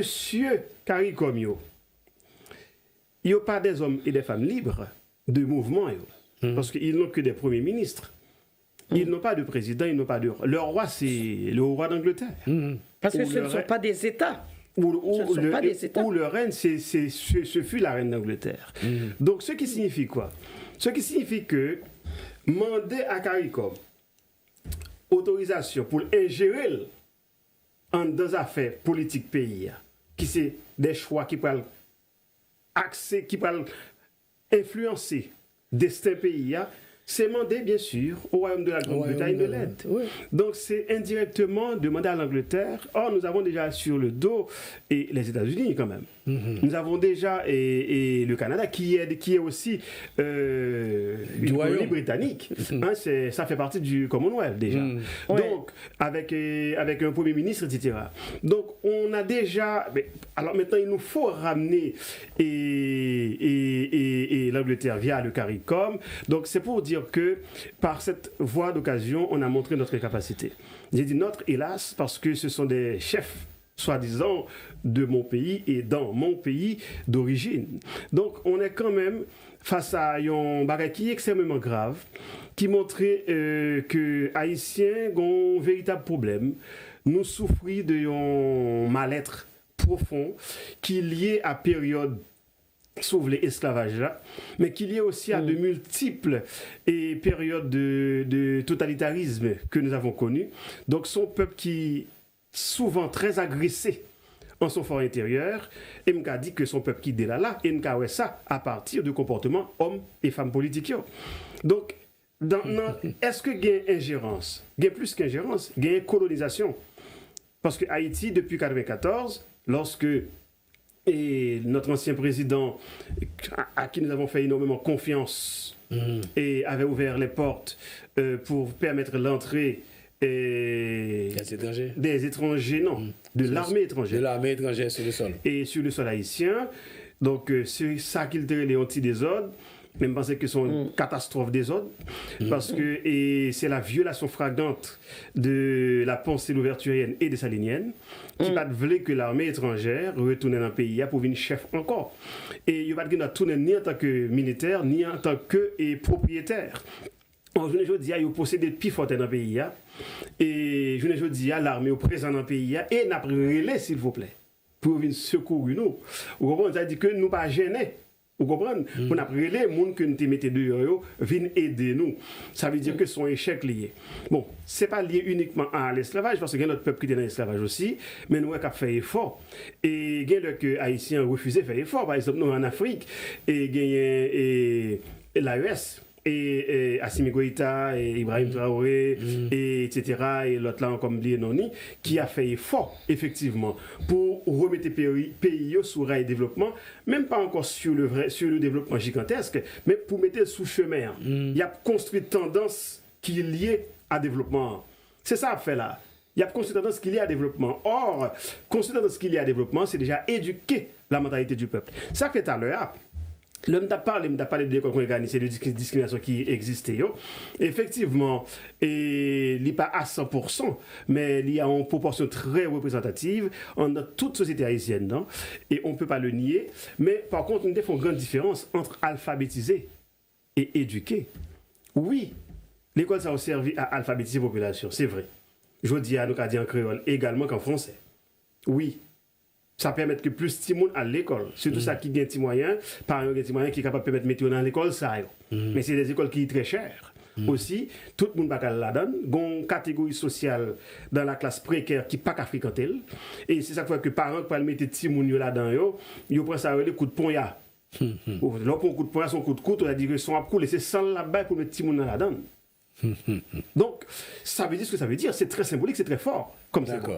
Donc, lorsque on inscrit tête dans un genre de logique, il faut que nous clair aussi que ce n'est pas consalier. En nous prenant en France, ou allons l'école suivant zone où habiter. Et toute l'école, même l'école ZEP ou bien REP, réseau d'éducation prioritaire, côté que il y a des gens qui sont en difficulté financière, dont les parents sont en difficulté financière, qui sont là-dedans, ils sont dotés de tous les moyens possibles. Pour permettre que les gens au moins construisent un savoir et en plus un savoir-faire. Est-ce que nous avons ça dans l'école? Donc, ce n'est pas étonnant que, et d'ailleurs, nous avons toujours pensé aussi que nous finissons classe, c'est à l'étranger pour aller à l'école, parce que Haïti, pas nous assez l'école, ni dans l'État, ni dans le privé au niveau universitaire pour que tout Haïtien ait accès à différents types de disciplines qui permettent à la société à développer. D'accord. Huguette, en nous, qu'on y a là, dans l'actualité qui fait la une, la semaine, nous avons parlé, il y a des gens qui parlaient de la Nina, la Penta et la Santa Maria. Et la Santa Maria? Il y a 3 bateaux, 3 navires américains qui à terre là, dans le rad là. Comment on comprend ça? Ben, disons que si effectivement ces bateaux ne portent pas des noms identiques à ceux de Christophe Colomb, mais en tout cas, ça en a tout l'air. Ça lui ressemble beaucoup. Bon. C'est au nombre de toi. Donc, qui ça pour me comprendre? Tout ça m'a dit. Moi, j'aimerais bien. Je suis passionnée d'histoire. C'est pas simplement l'histoire d'Haïti. Pourtant, je ne suis pas historienne. Je suis juriste économiste de formation, mais je m'intéresse beaucoup à l'histoire. Et j'ai appris également que les êtres humains ne se servent pas assez de l'expérience du passé qu'on peut appréhender par rapport à l'histoire pour qu'il y ait un laisser-aller, justement. On ne peut pas avancer sans le passé. Moi, ce que je comprends par là, pas l'histoire, je me rappelle dans l'histoire d'Haïti. Avant que les Américains puissent débarquer en Haïti en 1915 pour envahir Haïti et nous occuper pendant 19 ans, ça faisait des années depuis que bateau Sayo te tout partout dans la mer face à Haïti. Et que après, en 1915, ils ont décidé, ils ont débarqué, ils ont occupé nous. Et c'était au moment de la Première Guerre mondiale. Et pour qui ça? Là, on va remonter donc à la doctrine de Monroe qui dit l'Amérique aux Américains et que les Américains, en approchant la Première Guerre mondiale, ils prennent devant pour pas donner chance à d'autres puissances de laisser leur influence dans les autres pays de l'Amérique, que ce soit dans l'Amérique centrale, puisque nous, dans la Caraïbe, nous sommes dans l'Amérique centrale, et l'Amérique du Sud. Et que en 1915, ils ont entré. Pour qui ça? Dans toute guerre, il faut qu'on sache qu'il y a toujours un prétexte. On dit jamais le vrai motif.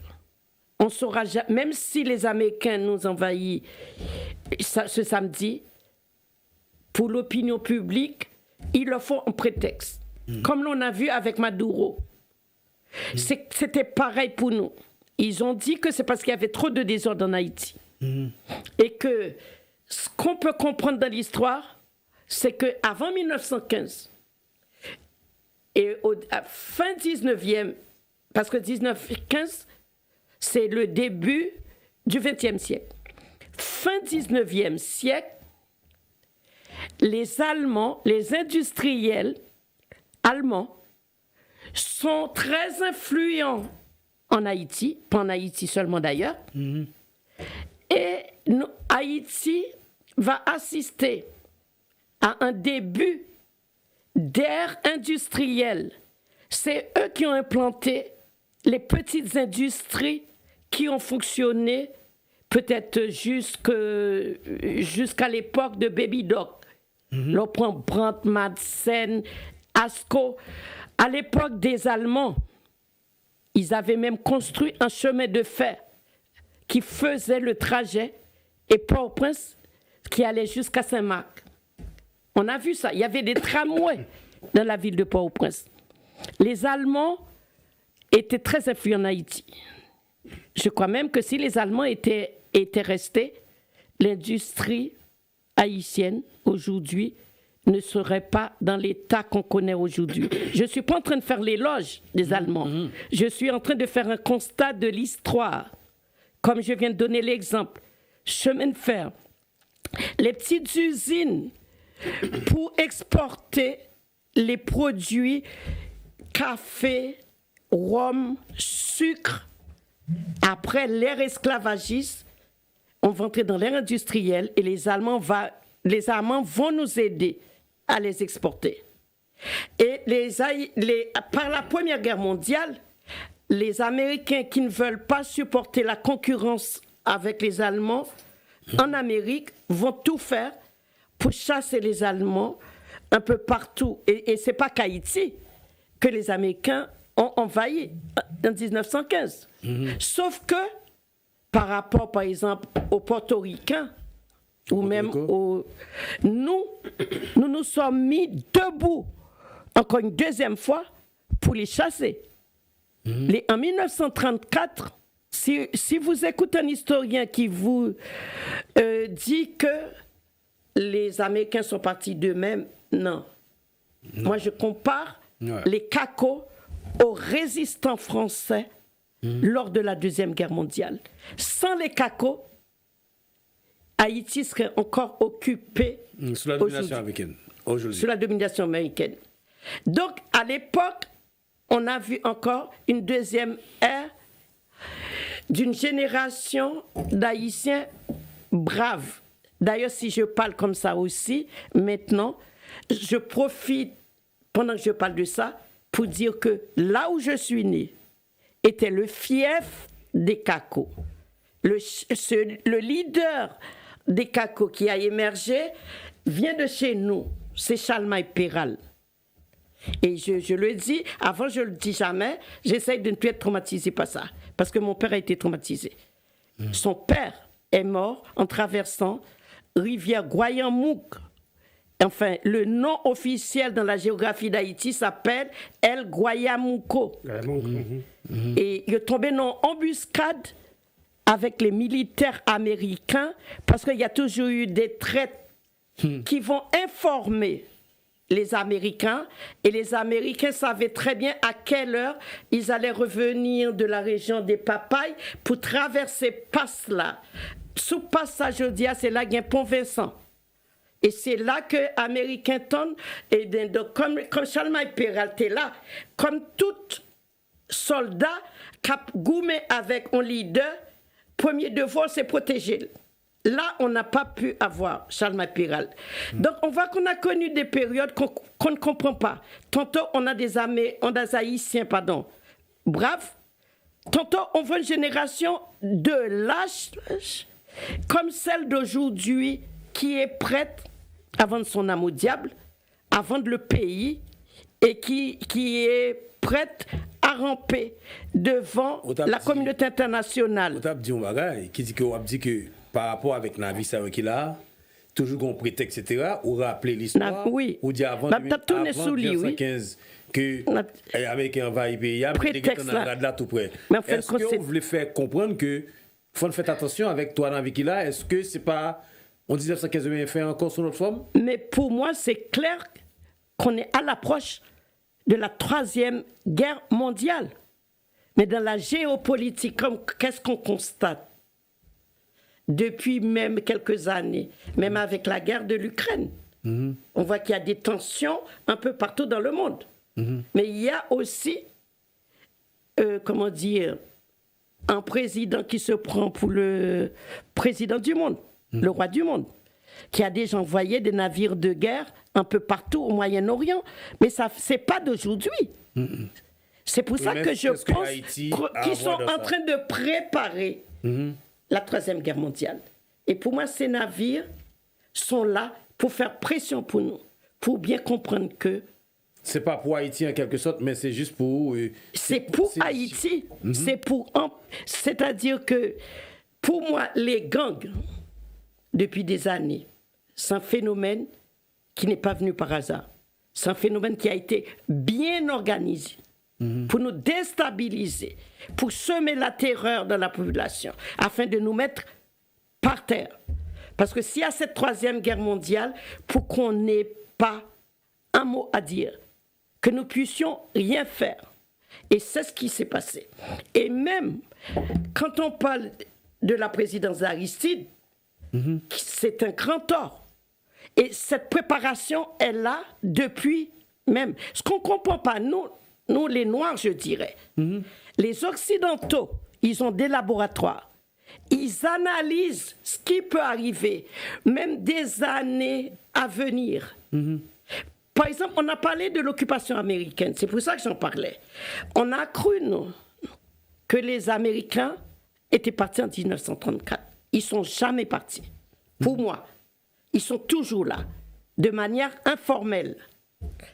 Parce que même l'armée d'Haïti, qu'après, ils ont demandé de dissoudre l'armée d'Haïti avec Aristide, qui les a formés?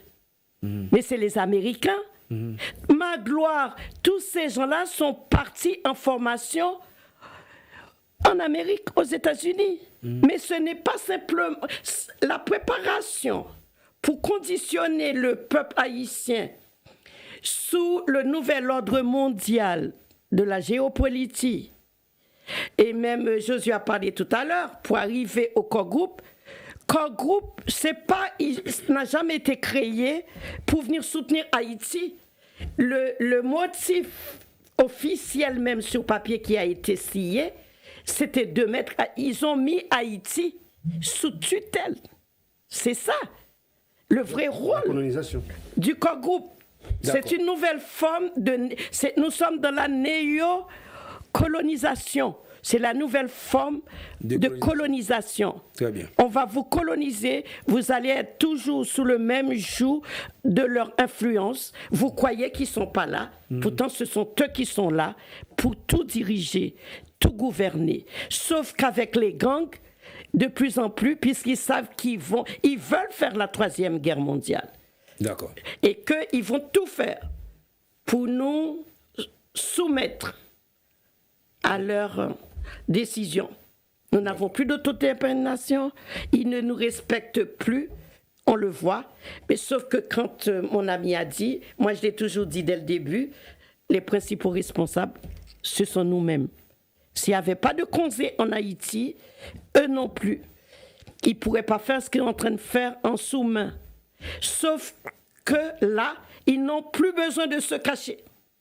Parce qu'ils ont analysé les Haïtiens qui veulent arriver au pouvoir, il faut juste leur donner l'occasion pour remplir leurs poches, et ça y est, le jeu est fait. Dieu tu as besoin avec nous, succinctement. Oui. Il y a une factualité là, tant que nous avons une position Toya. Toya a une position qui dit que lui-même, il y a un monde qui est dans le pouvoir en Haïti, Faut former avant. L'État doit gagner madame la petite li en Haïti comme ça pour tout le monde être en sécurité. Là tout le monde sait que madame la petite yo à l'étranger même y a dirigé. Donc non mieux pas dans pays ya, yo quitte pays aller gens pour aller là et puis même petit peuple là qui mourir.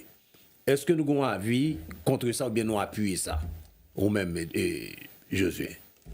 Bon, cher professeur, moi je pense que c'est tout à fait légitime réclamation et que Toya a fait dans ce sens ça parce que et ça l'hypothèse comme argument, il y a toute validité, tout sens li.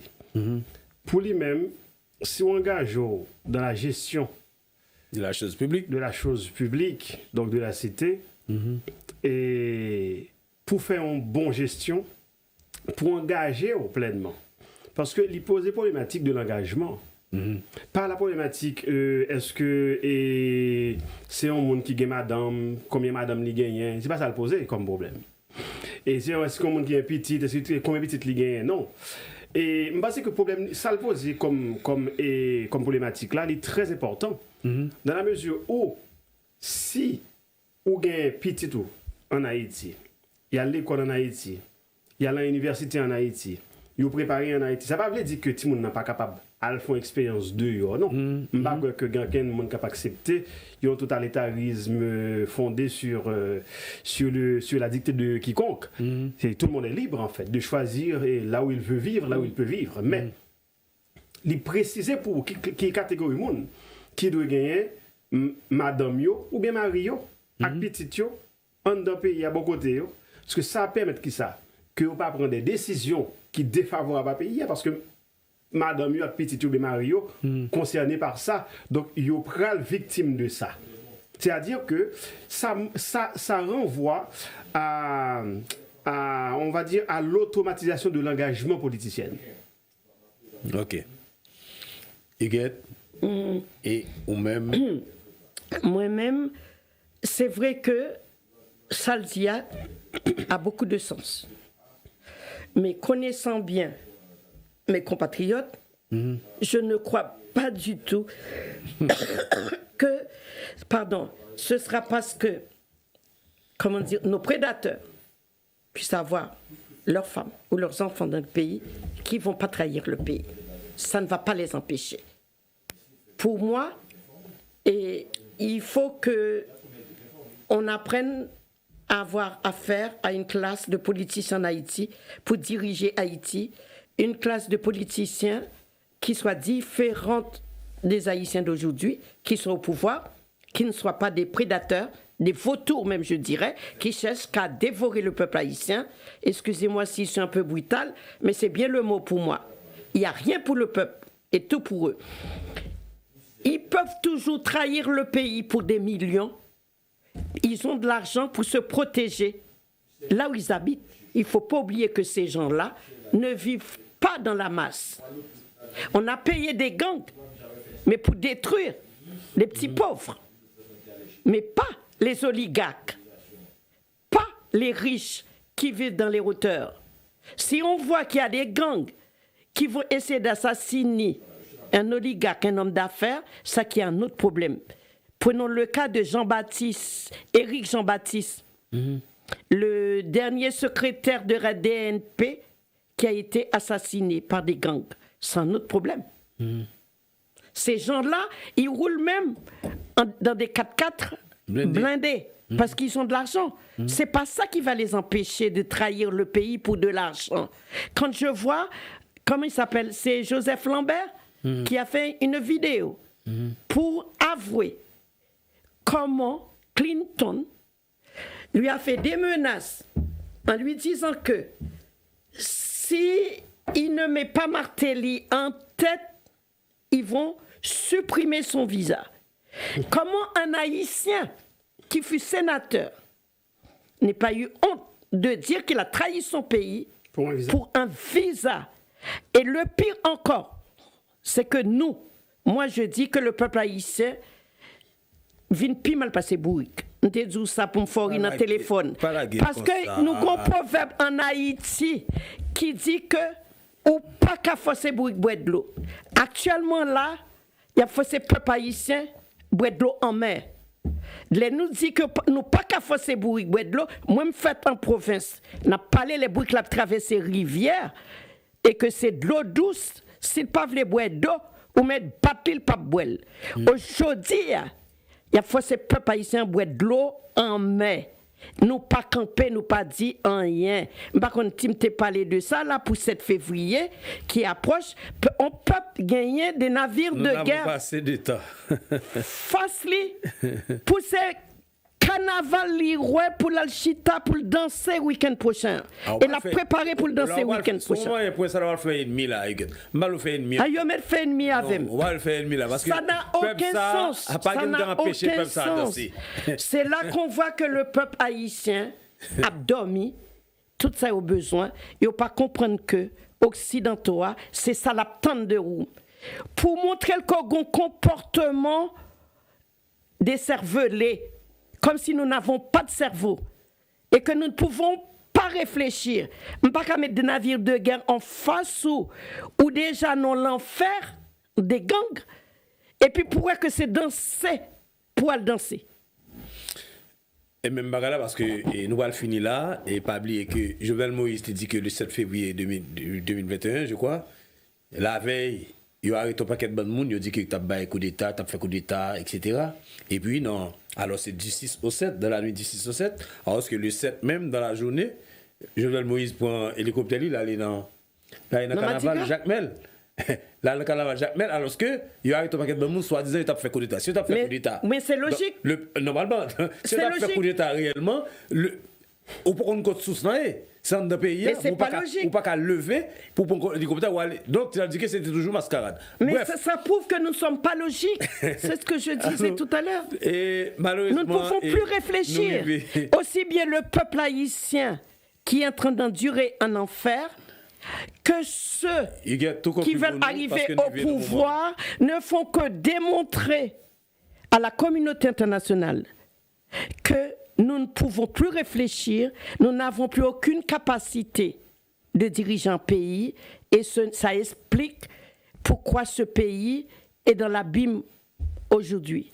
Février 86, février 2026, que peut-on retenir de l'histoire d'Haïti? Pour conclure, dernier mot, oui, la fin avant. Ce que je peux retenir, tout ce que j'ai dit là, nous avons abouti à une génération de lâches, une génération qui est prête à vendre son âme au diable pour son propre intérêt, qui ne connaît plus affaire pays, affaire Haïti.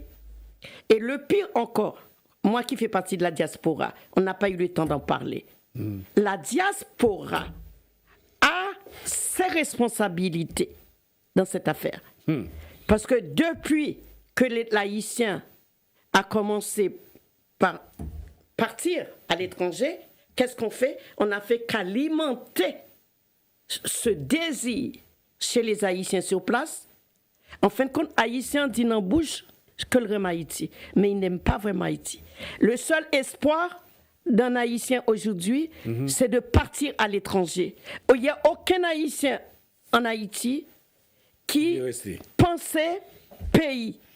D'accord. Merci, Huguette. Docteur Josué, on est à la fin de l'émission. Février 86, février 2026. Que peut-on retenir de l'histoire d'Haïti pour conclure l'émission d'aujourd'hui? Écoutez, que peut-on retenir de l'histoire d'Haïti? Je crois que il y a quand même une certaine ambivalence. Parce qu'on ne peut pas dire qu'il n'y a plus personne. Il y a du monde. Mais j'accentuerai quand même mon dernier mot sur le facteur éducatif et sur l'absence de préparation d'une élite patriotique nationaliste et dessalinienne. Si on avait ça, on va dire ne serait-ce qu'à un degré de 50-60% de sentiment, on n'aurait peut-être pas eu ce qu'on a aujourd'hui. Que peut-on retenir? On n'a qu'à constater l'espace socio-physique d'Haïti, socio-géographique d'Haïti, l'espace, on va dire, l'environnement humain d'Haïti. On n'a qu'à constater que nos institutions sont à terre. Et on doit aussi retenir que cette génération qui est âgé de 40 à 75 ans n'a pas su développer cet amour pour le développement d'Haïti et le respect des institutions. On a été témoin d'énormément de dilapidation de fonds de l'État, de la chose publique. On a été témoin d'énormément de malversations financières. Et déjà tout récemment, encore, suivez mon regard, avec ce CPT, il y en a qui ont tenté de soutirer de l'argent de la part de la Banque centrale.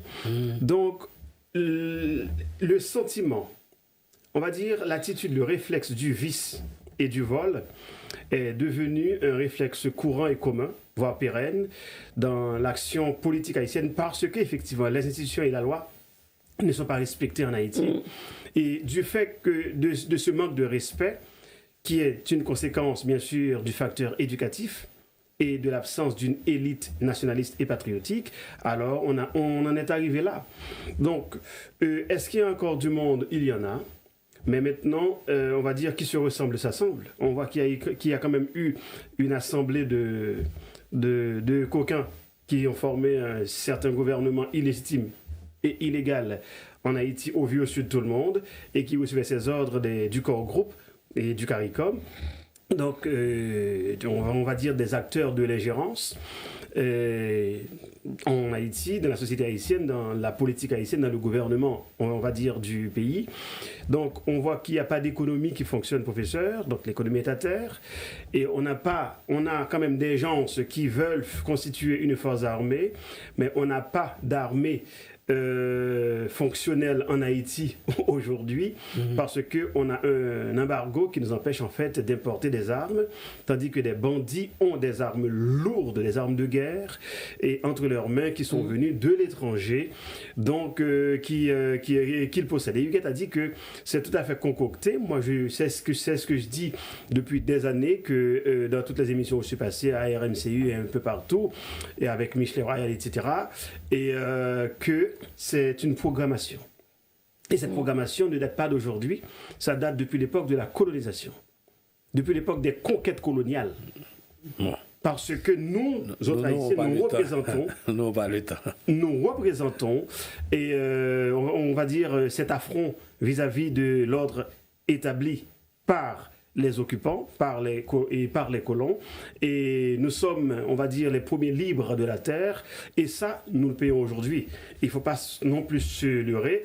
À chaque fois qu'on veut essayer quelque chose dans le cadre de l'agression d'une identité, on l'a toujours essayé sur nous, on va encore tenter de l'essayer sur nous.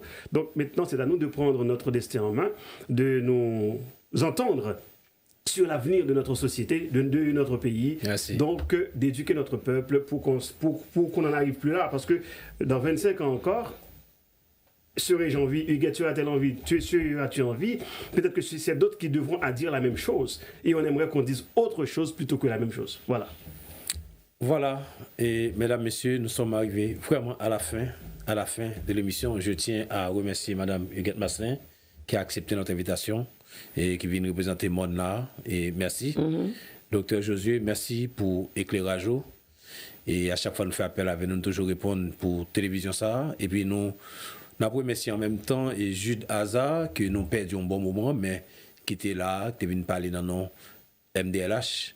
Donc, son mouvement qui est en Haïti aussi, il parle de 465 000 membres que vous avez gagné. Donc, je souhaite continuer ce succès ça. Donc, un mouvement qui gagne tout le monde ça, c'est déjà bien. Continuer. Donc, nous connaissons semaine prochaine, nous allons gagner l'autre monde qui va venir. Donc, nous connaissons le thème qui va le traiter semaine prochaine. C'est comment expliquer l'échec des pouvoirs en Haïti depuis 1986. Donc, c'est toujours même à traiter, mais sous l'autre forme. Mais nous avons l'autre monde qui va venir parler avec nous en même temps. Dans le même sens, ça. Donc, nous croyons que tout le monde tape sur l'émission, ça, on leçon tirer quelque chose qui nous tire en quelque sorte.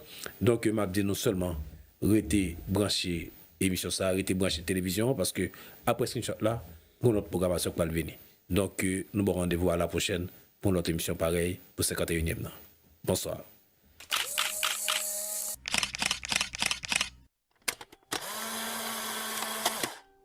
Vous qui aimez l'histoire, l'art, la littérature, la culture, le droit, la politique, l'économie, la spiritualité, la gastronomie, la science ou la technologie, Screenshot. Screenshot, une émission qui répond à votre désir où tout est dit sans langue de bois. Screenshot, tous les jeudis, HLive TV.